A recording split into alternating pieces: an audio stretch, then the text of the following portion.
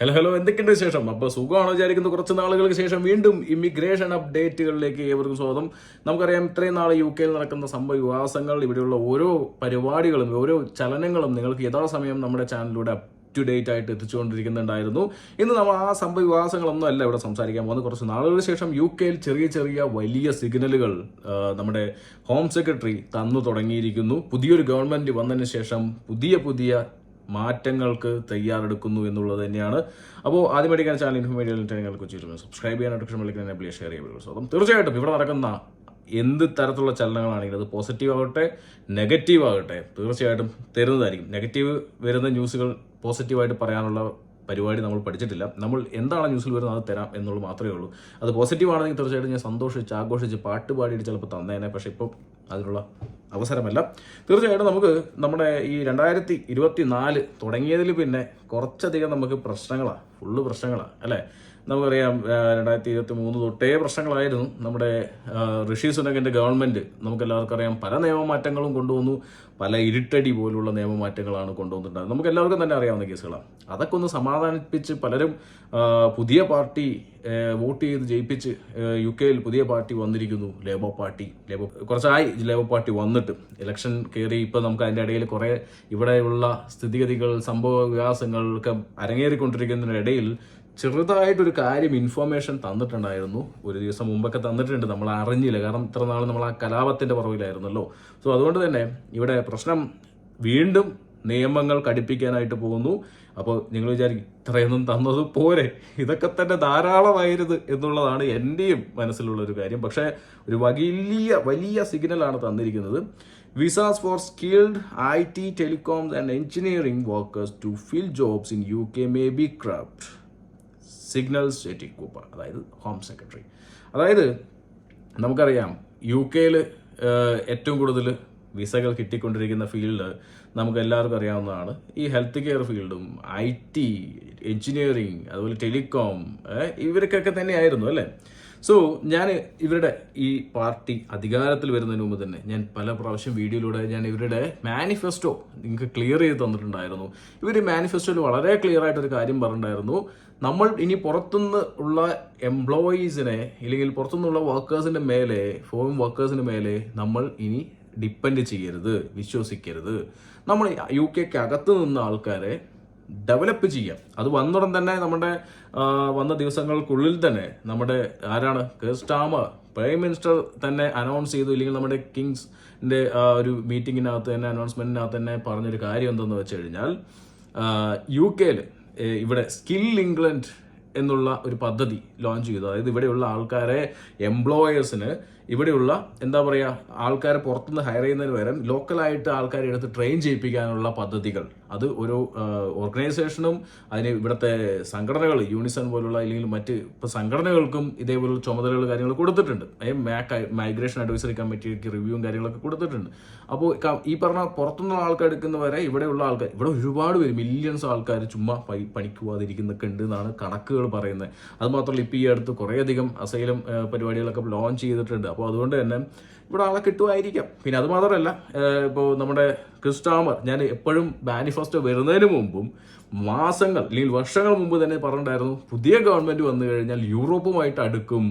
അപ്പോൾ നിങ്ങൾ വിചാരിക്കും അടുത്ത നമുക്കിപ്പോൾ എന്താ, അതെ UK ഞങ്ങൾക്കൊരു പ്രശ്നമില്ല. കാരണം എന്താ വെച്ച് കഴിഞ്ഞാൽ യൂറോപ്പുമായിട്ട് വീണ്ടും ഒരു ഒരു പഴയ ബന്ധം തുടരുവാണെങ്കിൽ ഞങ്ങൾക്ക് വിസയൊന്നും ഇല്ലാതെ യൂറോപ്പിൽ പോകാനും ജോലി അന്വേഷിക്കാനുള്ള ഒരു അവസരമുണ്ട്. പക്ഷെ പുതിയതായിട്ട് UK വരുന്നവർക്ക് നമുക്കറിയാം അവർക്കുള്ള ജോലി സാധ്യത കുറയും. കാരണം ബ്രെക്സിറ്റ് എന്നുള്ളൊരു സംഭവം വന്നുകൊണ്ട് തന്നെ യൂറോപ്പിനെ മാറ്റി നിർത്താൻ വേണ്ടി തന്നെയാണ് ഇന്ത്യയുമായിട്ടുള്ള പല കരാറുകളും ബോറിസ് ജോൺസൺ ഒപ്പിട്ടതും അല്ലേ.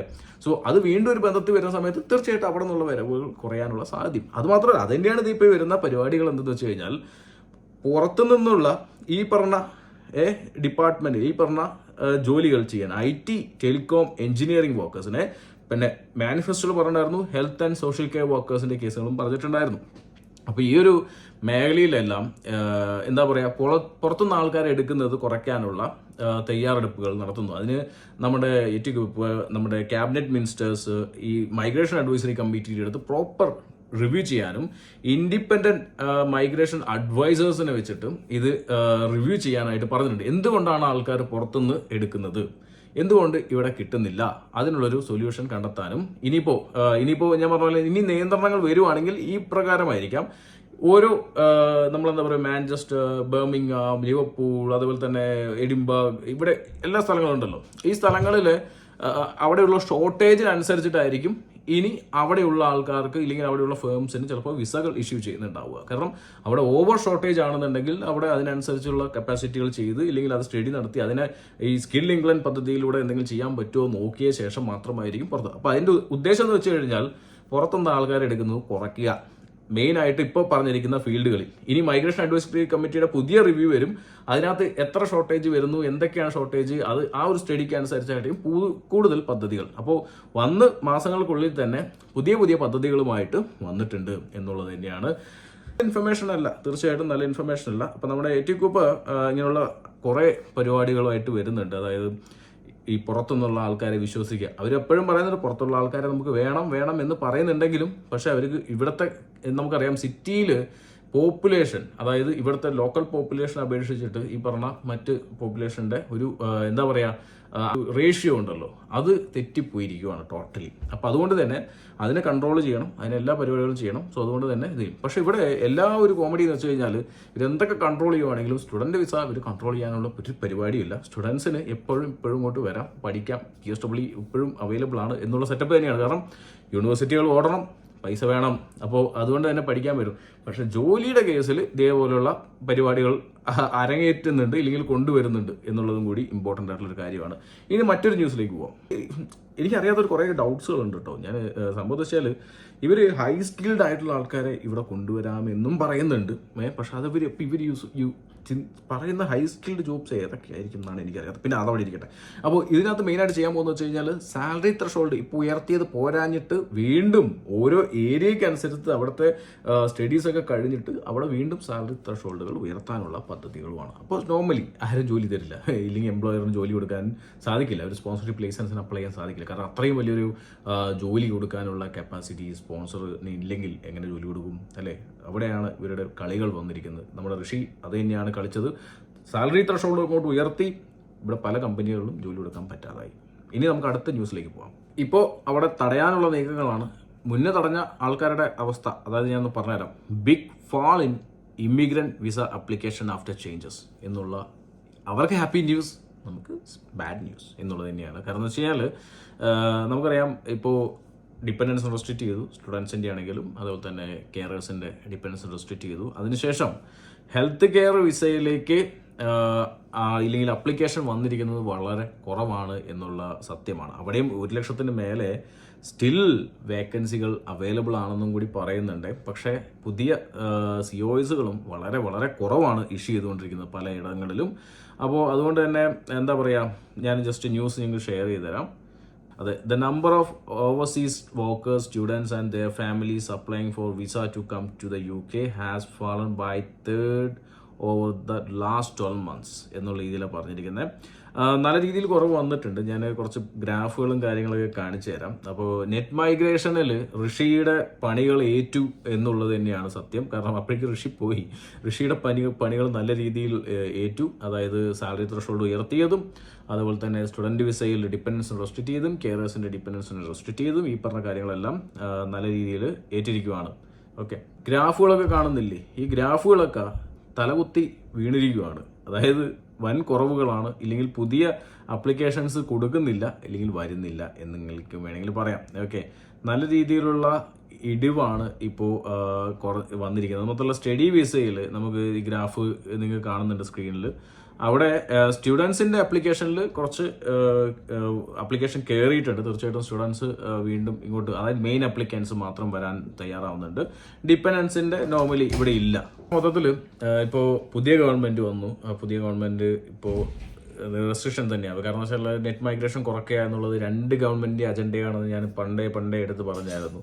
എന്നാൽ നമുക്ക് കൺസർവേറ്റീവ് പാർട്ടി പുതിയ ചേഞ്ചസിനൊന്നും അധികം പ്ലാൻ ചെയ്തിട്ടുണ്ടായിരുന്നില്ല. പക്ഷേ ലേബർ പാർട്ടി ഞാൻ പറഞ്ഞ പോലെ തന്നെ ചേഞ്ചസിന് നല്ല പ്ലാൻ ചെയ്തിട്ടുണ്ടായിരുന്നു.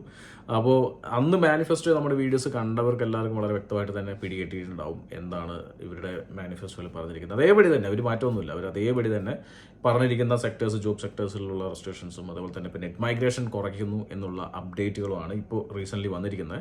അപ്പോൾ സ്റ്റുഡൻറ്റ് വിസയിൽ കാര്യമായിട്ട് ഒരു മാറ്റവും ഇതുവരെ കൊണ്ടുവന്നിട്ടില്ല. അത് മാറ്റാനുള്ളൊരു ചാൻസ് ഇപ്പോൾ ഒന്നും കാണുന്നില്ല. എന്തായാലും നമുക്ക് വെയിറ്റ് ചെയ്യാം, ക്ലോസ് ആയിട്ട് വാച്ച് ചെയ്ത് കറക്റ്റായിട്ടുള്ള അപ്ഡേറ്റ്സ് തരുന്നുണ്ട്. ഇപ്പോൾ എനിക്ക് നിങ്ങൾ പറഞ്ഞത് ഇതിപ്പോൾ നമുക്ക് നെഗറ്റീവ് ന്യൂസ് ആണെന്ന് വളരെ വ്യക്തമായിട്ട് അറിയാം. പക്ഷേ ഇത് ന്യൂസുകളാണ്. ഇങ്ങനെയുള്ള ഓരോ നെഗറ്റീവ് ന്യൂസുകളും അത് വീഡിയോസ് ഞാൻ ചെയ്തിടുന്ന സമയത്ത് കുറച്ചധികം ആൾക്കാരുടെ ഊള കമൻറ്റുകൾ വരും. പക്ഷേ ഞാനത് കെയർ ചെയ്യാറില്ല. പക്ഷേ അത് തന്നെയാണ് കുറച്ച് കഴിയുമ്പോൾ സത്യമായിട്ട് വരുന്നതും.